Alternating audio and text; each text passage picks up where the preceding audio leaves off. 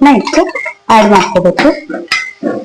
ಸ್ವಲ್ಪ ಹಸಿ ವಾಸನೆ ಹೋಗೋವರೆಗೂ ಚೆನ್ನಾಗಿ ಫ್ರೈ ಮಾಡಿ.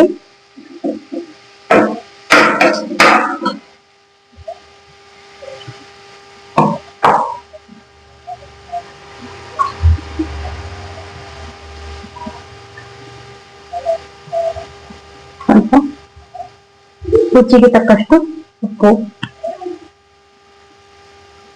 1/4 ಟೀ ಸ್ಪೂನ್ ಆಗುವಷ್ಟು ಅರಿಶಿನ ಪುಡಿ,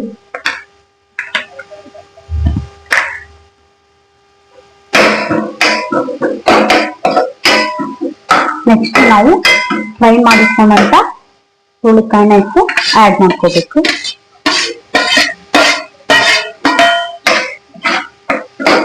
ಒಂದ್ಸಲ ಚೆನ್ನಾಗಿ ಮಿಕ್ಸ್ ಮಾಡ್ಕೊಳ್ಳಿ.